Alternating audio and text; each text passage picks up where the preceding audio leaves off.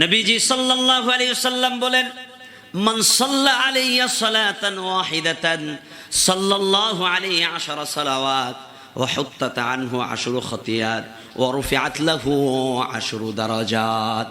নবীজি বলেন, কেউ যদি আমি নবীর প্রতি একবার দরুদ পড়ে, আল্লাহ তাআলা ওই বান্দার প্রতি 10টি রহমত বর্ষণ করেন।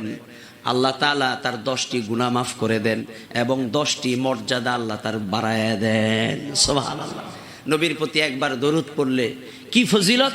ফজিলত হচ্ছে আল্লাহ আপনার প্রতি 10টি রহমত দিবেন, আল্লাহ আপনার 10টা গুনাহ মাফ করে দিবেন, আল্লাহ আপনার 10টা মর্যাদাকে বাড়ায়া দিবেন। সুবহানাল্লাহ। আমরা যদি লাভ খুঁজি, আমাদের মনটা যদি ব্যবসায়িক মনে হয়, তাহলে তো এই সুখবর শোনার পর, এই ফজিলত শোনার পর আমাদের মনে হয় কার্পণ্য করা উচিত হবে না। নবীর প্রতি দরুদ বেশি বেশি যদি আমরা পাঠ করি, কিয়ামতের দিন নবীজি সাল্লাল্লাহু আলাইহি ওয়াসাল্লাম বলেন, সবচেয়ে ওই বান্দা আমার নিকটবর্তী হবে যে বেশি আমার প্রতি দরুদ পড়েছে। সুবহানাল্লাহ। হাসরের ময়দানে, কিয়ামতের দিন হাসরের ময়দানে নবীজির নিকটবর্তী হবে, সবচেয়ে নিকটবর্তী হবে ওই বান্দারাই, ওই লোকেরাই যারা দুনিয়ার জীবনে নবীর প্রতি বেশি বেশি দরুদ পাঠ করেছে।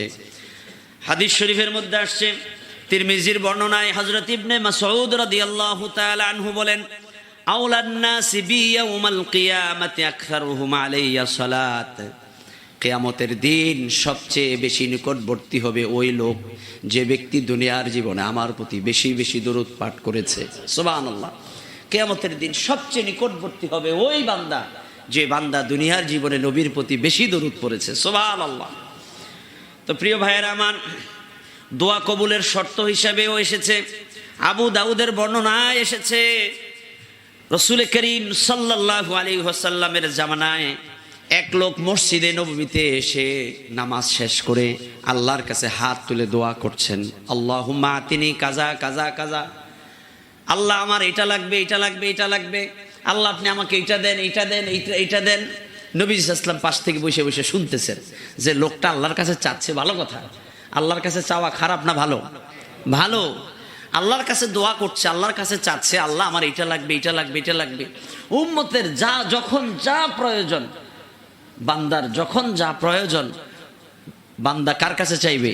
আল্লাহর কাছে চাইবে। নবীজি বলেছেন, কারো যদি জুতার স্যান্ডেলের ফিতাও যদি ছিঁড়ে যায়, তারপরেও সে আল্লাহর কাছেই চাইবে। তা আমরা তো আসলে আল্লাহর কাছে চাই না, আমরা চাই মানুষের কাছে।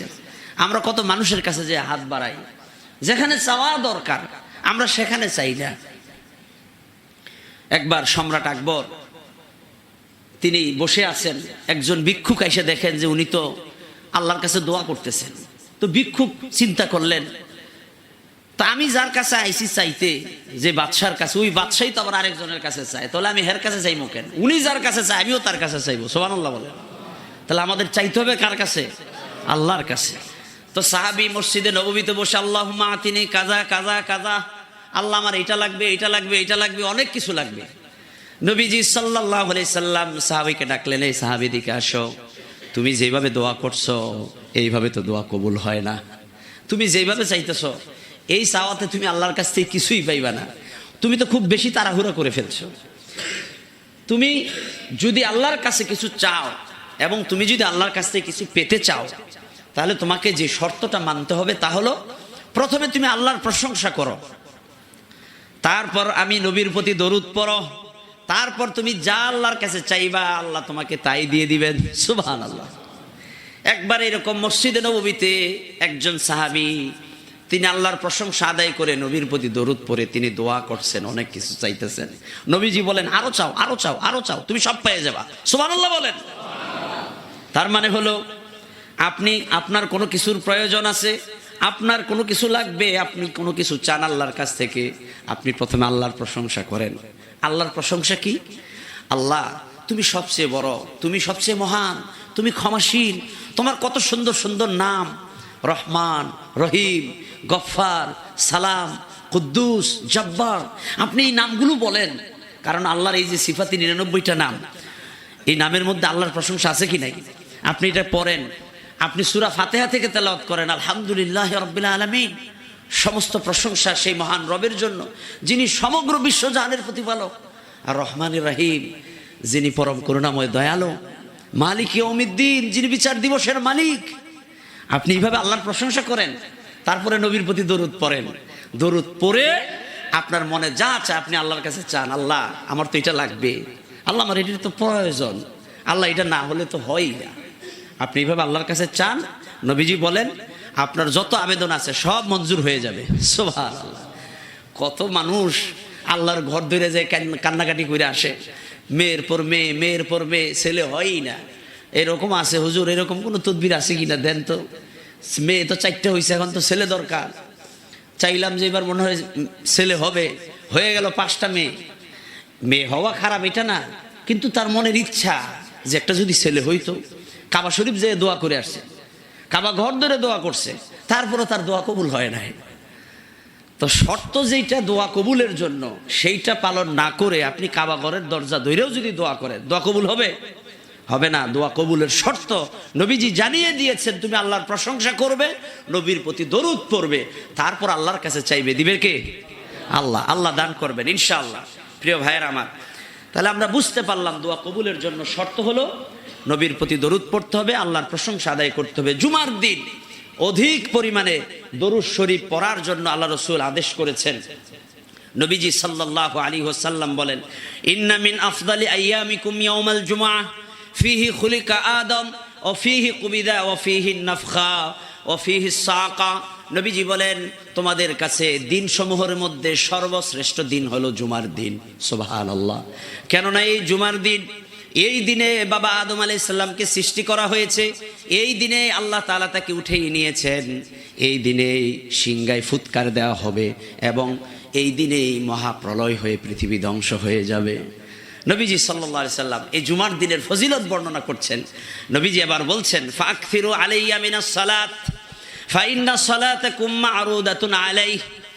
এই দিনে তোমরা আমি নবীর প্রতি বেশি বেশি করে দরুদ পড়ো, কেননা তোমরা যত দরুদ আমার কাছে পড়ো, আমার উপর দরুদ পড়ো, সেই দরুদ আমার কাছে পৌঁছে দেওয়া হবে।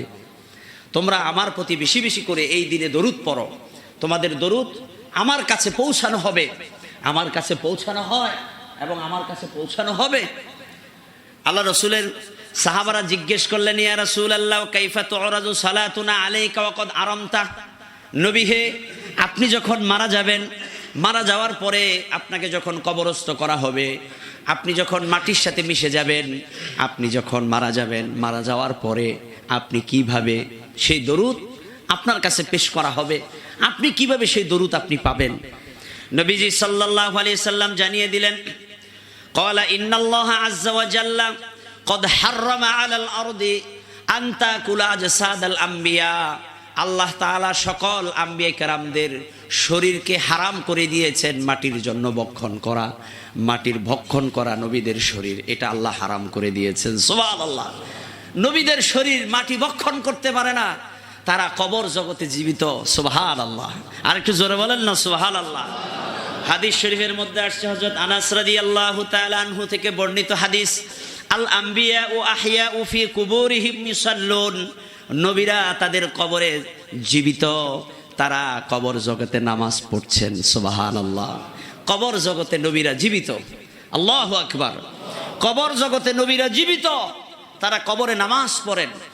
আল্লাহ তাআলা তাদেরকে রিজিক দান করেন, তারা রিজিক প্রাপ্ত হন। সুবহানাল্লাহ। প্রিয় ভাইয়ের আমার, বোঝা গেল আম্বিয়া কেরাম, আল্লাহর প্রেরিত দূত যারা নবীগণ, তারা কবর জগতে জীবিত। আল্লাহ রাসূল সাল্লাল্লাহু আলাইহি সাল্লাম এটাই বলে দিলেন, আল্লাহ তাআলা দুনিয়ার মাটিকে নবীদের শরীর ভক্ষণ করাকে হারাম করে দিয়েছেন। আমরা মারা গেলে আমাদের শরীর মাটিয়ে খেয়ে ফেলবে, এতে কোনো সন্দেহ নাই। হাড়গোড়গুলো মাটির কবরের মধ্যে পড়ে থাকবে, কিন্তু আল্লাহ তাআলা মাটিকে হারাম করেছেন নবীদের শরীর ভক্ষণ করাকে। সুতরাং নবীরা কবর জগতে জীবিত। সুবহানাল্লাহ। এর থেকে বোঝা যায়, আমরা যখন নবীর প্রতি দরুদ পড়ি, নবীজি সাল্লাল্লাহু আলাইহি সাল্লাম সেই দরুদ শুনতে পান। কারণ হাদিস শরীফের মধ্যে আসছে, ইন্নাল্লাহা মালাইকাতান সাইয়াহিনা ফিল আরদি ইবাল্লিগুনি মিন উম্মতি। নবীজি বলেন, আল্লাহ তাআলার একদল দুনিয়ার ফেরেশতা আছেন, যে ফেরেশতারা সারা পৃথিবীতে ভ্রমণ করেন, সমগ্র পৃথিবীতে তারা ছড়িয়ে আছেন, সমগ্র পৃথিবীতে তারা ঘুরছেন। আল্লাহর ওই ফেরেশতাদের দায়িত্ব হলো পৃথিবীর জমিনে কে কোথায় নবীর প্রতি দরুদ পড়ে সেই দরুদগুলো নবীর কাছে তারা পেশ করে দেন। সুবহানাল্লাহ।